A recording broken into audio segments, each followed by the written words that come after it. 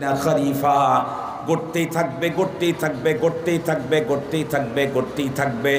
মুসলমান ভাইরা রে আমার, খুব ভালো করে বুঝবেন। এরপরে প্রশ্নকারী আবারও জিজ্ঞাসা করলো ইবনে আব্বাস রাদিয়াল্লাহু তাআলা আনহুকে, ওগো ইবনে আব্বাস, তাহলে এটাই কি 100 সিদ্ধান্ত? উনি তখন উত্তর করলেন, এটাই চূড়ান্ত সিদ্ধান্ত। কারণ এই আয়াত নাজিল হওয়ার পরে এই আয়াতটাকে মনসুখ করার মতো আর কোনো কোরআনের আয়াত নাজিল হয় না। আমি শুধু একটা বার্তাই বলতে চাই, যত দূর পর্যন্ত মাইকের আওয়াজ যায় প্রত্যেককে বলবো, দোস্ত, আমার স্ত্রী যদি আমার কাছে চয়েস না হয়, শরীয়ত তালাক দেওয়ার সিস্টেম দিয়েছে, তালাক দিয়ে দেন। হত্যা করতে হবে কেন? স্বামীকে যদি তোমার চয়েস না হয় ডিভোর্স দিয়ে দাও, হত্যা করতে হবে কেন? ভাই ভাইয়ের উপরে যদি বেশি রাগ হয়, প্রয়োজনে ওকে এলাকার থেকে দেশ ছাড়া করে দাও, হত্যা করতে হবে কেন? যদি এক বন্ধুরা আমার, একজন নেতা আর একজনের নেতাকে সইতেই যদি না পারে, তাহলে প্রয়োজনে তার আপনজনদেরকে ডেকে বলো, ওকে আমার চোখের আড়ালে যেতে বলো, নাইলে কিন্তু দুনিয়াতে আমি রাখবো না। প্রয়োজনে দেশ থেকে বের করে দাও, কিন্তু হত্যা করতে হবে কেন? একজন মানুষকে হত্যা করবে, মনে রাখতে হবে এই পৃথিবীর কোনো একজন মানুষ যদি আর একজন মানুষকে খুন করেছে, পরবর্তী লোকটা যদি ধরা খায়, এরপরে লোকটাকে যখন আদালতে উঠানো হলো, এরপরে আসামি আদালতে গিয়া দেখতেছে, বন্ধুরা আমার খুনের বিচার করার জন্য বিচারপতি যিনি, উনি তো খুন হওয়া লোকটার বাবা। খুন হওয়া লোকটার বাবাই যদি আদালতের বিচারপতি হয়, তাহলে সেই খুনির জন্য যেই জাতীয় ফয়সালা হতে পারে, আমি যে আল্লাহর বান্দাকে হত্যা করলাম, আল্লাহর বান্দিকে হত্যা করলাম, এরপরে আমি আল্লাহর আদালতে যখন দাঁড়াবো, যার বান্দাকে নির্মমভাবে অপরাধবিহীন হত্যা করেছি, তার সামনে দাঁড়ায়েই তো আমার বিচার নিতে হবে। অবস্থাটা কত ভয়ঙ্কর হবে। এখন একটা কথা 2 মিনিটে বলে শেষ করে দিই। তাহলে এটাই কি ফাইনাল সিদ্ধান্ত? এটা ইবনে আব্বাস রাদিয়াল্লাহু তাআলা আনহুর রায়।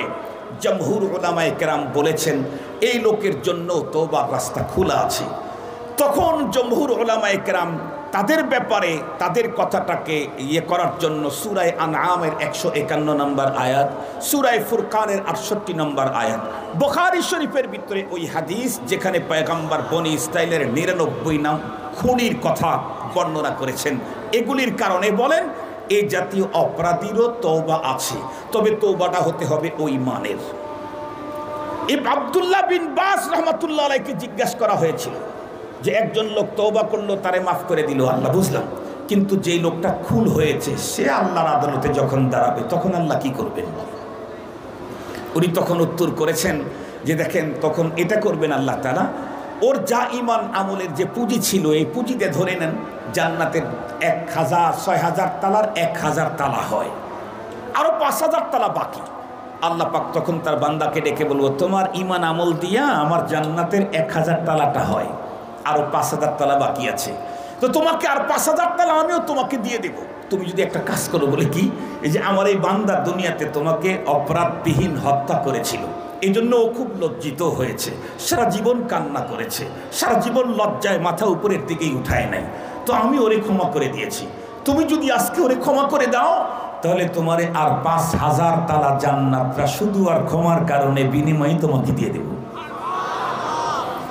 খুব ভালো করে বুঝবেন, সেই দিন যদি কেউ পেছ লাগায়া বলে যে আল্লাহ আমার 1000 তালাই থাক, করে আমি ক্ষমা করতাম না, তাইলে কি হবে? এই জন্যে আসুন, মানুষ হত্যার মতো ভয়ঙ্কর অপরাধ আমরা জীবনেও করব না ইনশাআল্লাহ। কারো প্রয়োজনে কাউকে আঘাত করো, আমি বলতেছি না জায়েজ, প্রয়োজনে কাউকে এলাকা ছাড় করায় দাও, আমি বলি নাই জায়েজ, তারপরেও না হয় এলাকার থেকে বের করে দাও, তাই বলে দুনিয়া থেকে বিদায়ী করে দেওয়ার ইখতিয়ার অধিকার। এত বড় জঘন্যতম অপরাধ করা যাবে না। আল্লাহ আমাদেরকে বুঝার, খোদাই এই মেসেজটা বুঝার তৌফিক দান করুক। ওয়া আখিরু দাওয়ানা আলহামদুলিল্লাহি রাব্বিল আলামিন। আসসালামু আলাইকুম ওয়া রাহমাতুল্লাহ।